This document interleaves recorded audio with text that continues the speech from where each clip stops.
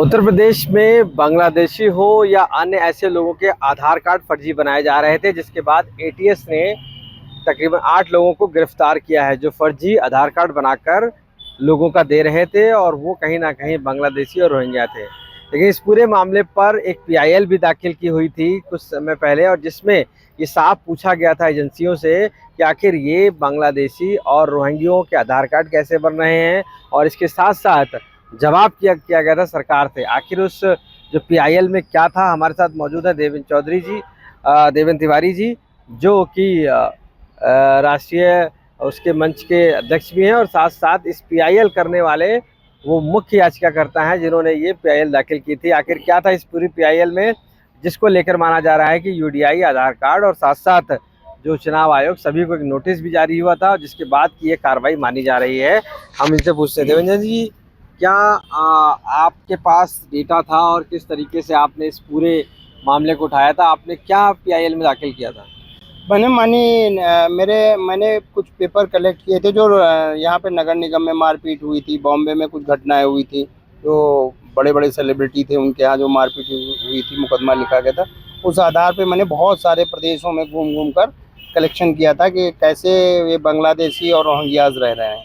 इसको फिर हमने लैक्स रीडर के जो हमारे संस्थापक हैं एडवोकेट कार्तिकेय सिंह, उनसे शेयर किया, तो उन्होंने कहा कि ये तो बहुत बड़ा देश के साथ एक धोखा हो रहा है और आंतरिक सुरक्षा को लेकर बहुत बड़ा गफला है अगर ये नहीं रोका गया। पीआईएल में ये था कि अवैध तरीके से बांग्लादेशियों का आधार कार्ड बनाया जा रहा है और उनका वोटर आईडी बनाई जा रही है।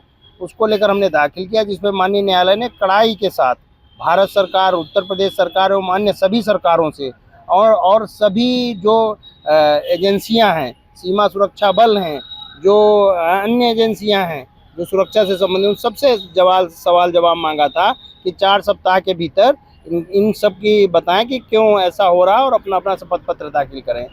क्या इसमें सुनवाई कब हुई थी और आगे की सुनवाई कब है इस पूरे मामले पर? कौन कौन एजेंसियों को इसमें तलब किया गया था?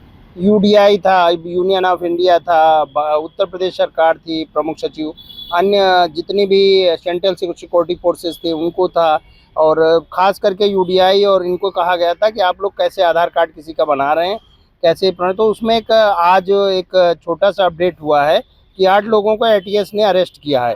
इसी तरह मेरा कहना था कि पूरे देश में, प्रदेश भर में इस तरह के तमाम लोग हैं जो इस तरह के गलत दस्तावेज बना करके और रोहिंग्या और बांग्लादेशों को बचाने का कार्य कर रहे हैं, जो देश की आंतरिक सुरक्षा के लिए बहुत बड़ा खतरा है। आपके पास क्या डेटा है जो आपने कोर्ट में भी सबमिट किया होगा, और उसमें कितने आपको लग रहा है बांग्लादेशी हैं इस तरीके से आधार कार्ड बनाए जा रहे हैं? क्या डिटेल दिया? मैंने जो आधार कार्ड दिए थे सर्च करके, वो एलडीए से थे और कुछ जो है गोमती किनारे के थे, वो मैंने यूडीआई को भेजा। यूडीआई भारत सरकार की एजेंसी होती है, उन्होंने मुझे वहाँ से पत्र के माध्यम से अवगत कराया कि ये सब फेक हैं। उसके बाद मैंने पीआईएल दाखिल की।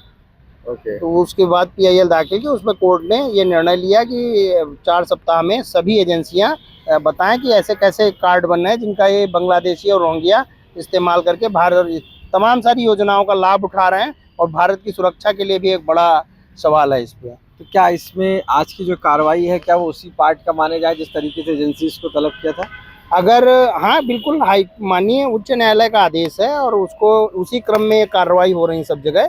लेकिन ये हम चाहते हैं कि सिर्फ दिखावा ना हो, ये कड़ाई के साथ पूरे देश और प्रदेश में पूरी तरह से लागू करके इन्हें चिन्हित करके हर हाल में इन्हें बाहर किया जाए। और ये सिर्फ ये ना हो कि 4 सप्ताह का कोर्ट ने समय दिया है तो दिखावे के लिए कलेक्शन हो रहा हो कि बस हम 4, 8, 10 लोगों को पकड़ लेंगे और माननीय न्यायालय को दिखा देंगे कि हम कार्य कर रहे हैं। इसमें ईमानदारी के साथ सभी एजेंसियों को काम करना चाहिए। आपने जो एफिडेविट दिया है कोर्ट में, उसमें क्या इन्फॉर्मेशन दी है बांग्लादेशियों के बारे में, और आधार कार्ड जिनके नकली बनाए जा रहे हैं या जिसको बना के बांग्लादेशियों को दिया, आपने क्या दिया है कोर्ट में पेश किया? मैंने जो कलेक्शन के लिए माननीय न्यायालय ने कहा था कि पहले आप एविडेंस जुटाइए, मैंने जो भी लोगों से आधार कार्ड और उनके वोटर आईडीज लिए, वो उसके बाद मैंने शासन को भेजा। वो फर्जी बने थे? वो सारे फर्जी बने हुए थे, और फिर उसके बाद में कोर्ट ने इस पर संज्ञान लिया है। ऐसा नहीं कि डायरेक्ट ऐसे कर दिया हो, उन्होंने पूरी तरह से जांच परख के माननीय उच्च न्यायालय ने तब कठोर कदम उठाया है कि ये देश की आंतरिक सुरक्षा का मामला है, इसको कड़ाई से पालन होना चाहिए। अच्छा, अभी सुनवाई कब है आपकी? अब 4 सप्ताह के बाद, 3 सप्ताह लगभग हो गए, 1 सप्ताह बाकी है अभी। 1 सप्ताह बाकी है।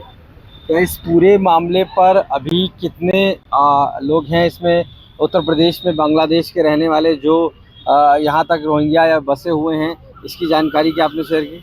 हाँ, 5 लाख के ऊपर तो अभी भी बताया जा रहा है कि लखनऊ में ही है, लेकिन पूरे प्रदेश में तो बहुत बड़ी तादाद में है। कई सारे मैंने सर्वे किए, जितना तराई बेल्ट है यहाँ से लगाकर दिल्ली तक का, पूरे में जो भी स्लम एरिया है लगभग सब रोहिंग्याओं से भरे हुए हैं और इनको संरक्षण देने वाले लोग भी यहीं के हैं।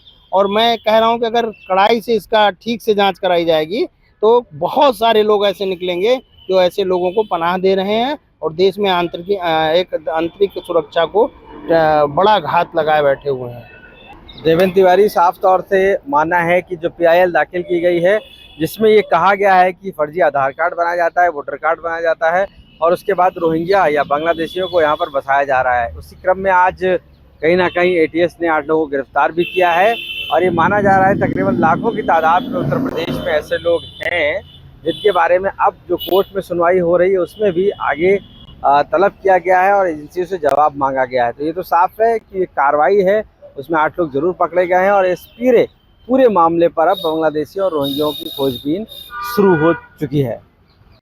लखनऊ से आशीष श्रीवास्तव, आज तक।